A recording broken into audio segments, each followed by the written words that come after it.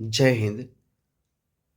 Only first ચેનલમાં તમારા દરેકે દરેક મિત્રોનું હાર્દિક સ્વાગત છે. તો મિત્રો, આજે આપણે વિડીયોમાં જોવા જઈ રહ્યા છીએ કે ટેટ 1 પરીક્ષાની તારીખ એટલે કે ધોરણ 1થી 5માં શિક્ષક બનવાની તારીખ છે મિત્રો, એ આવી ચૂકી છે. અને એના માટે મિત્રો આપણે કેટલાક અલગ અલગ વિષય પર વિડીયો બનાવવાની શરૂઆત કરી છે, જેવા કે શૈક્ષણિક, મનોવિજ્ઞાન, પદ્ધતિશાસ્ત્ર અને વિષય વસ્તુ. તો આજે આપણે વિડીયોમાં જે શૈક્ષણિક મનોવિજ્ઞાન છે મિત્રો, એનો ભાગ નંબર 12મો વિડીયો બનાવવા જઈ રહ્યા છે. તે વિડીયો પૂરેપૂરો જોજો. જોઈએ પ્રશ્ન એક તમારી સમક્ષ છે કે આપણી આજુબાજુના લોકો વિશેની છાપ એ ખાઈ જગ્યા છે.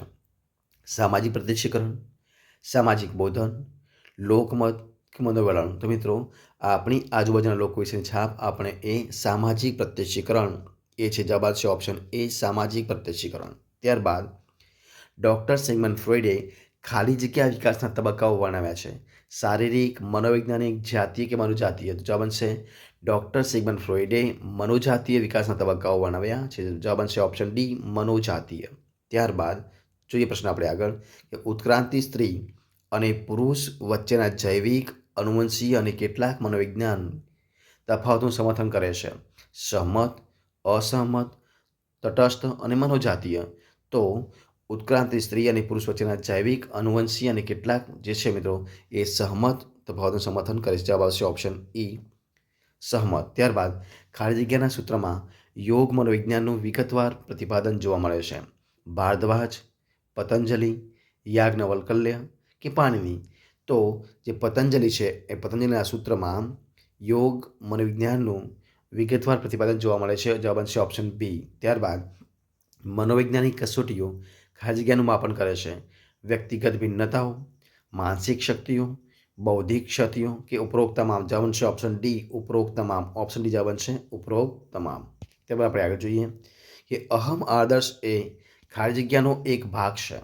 નિમ્ન અહમ, અહમ, ઉચ્ચ અહમ કે સામૂહિક ચેતન. જવાબ છે ઓપ્શન સી, ઉચ્ચ અહમ. ઓપ્શન સી જવાબ છે ઉચ્ચ અહમ. ત્યારબાદ મનોજાતીય વિકાસના તબક્કાઓ ખાલી જગ્યા છે. 3, 4, 5 કે 7. જવાબ છે ઓપ્શન સી, 5 છે. ઓપ્શન સી જવાબ 5. ત્યારબાદ સ્ત્રી અને પુરુષ વચ્ચેના જાતિગત તફાવતોનો આધાર ખાલી જગ્યામાં રહેલો છે. અંતઃસ્ત્રાવો, રંગસૂત્રો, વાતાવરણ કે ઉપરોક્ત તમામ. જવાબ છે ઓપ્શન ડી, ઉપરોક્ત તમામ. ઓપ્શન ડી જવાબ છે ઉપરોક્ત તમામ. ત્યારબાદ જોઈએ આપણે આગળ કે ભાષા શીખવાની 3 પ્રક્રિયાઓ અનુકરણ, અભિસંધાન અને પરિકલ્પનાની ચકાસણી ખાલી જગ્યાએ આપી હતી.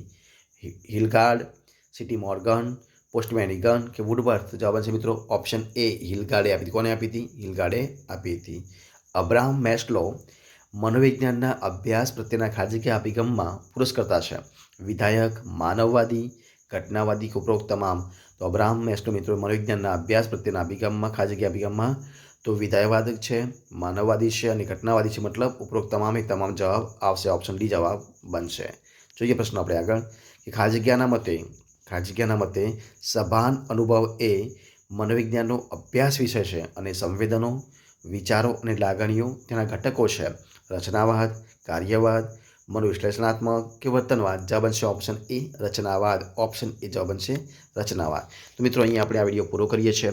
જો તમને મારો વિડીયો ગમે હોય, પસંદ આવ્યો હોય, યુઝફુલ લાગ્યો હોય ને, તો લાઇક કરો, કોમેન્ટ કરો, તમારા મિત્રોને શેર કરો અને છેલ્લે છે તમે નવા હોય, જેને સબસ્ક્રાઇબ ન કરી હોય તો ઓનલી ફર્સ્ટ ચેનલ સબસ્ક્રાઇબ કરવા માટે વિનંતી છે. આપણે ફરી મળીશું એક નવા વિડીયો સાથે, નવા ટોપિક સાથે. બની રહો. જય હિન્દ, જય ભારત, જય જય ગરવી ગુજરાત. Best of luck.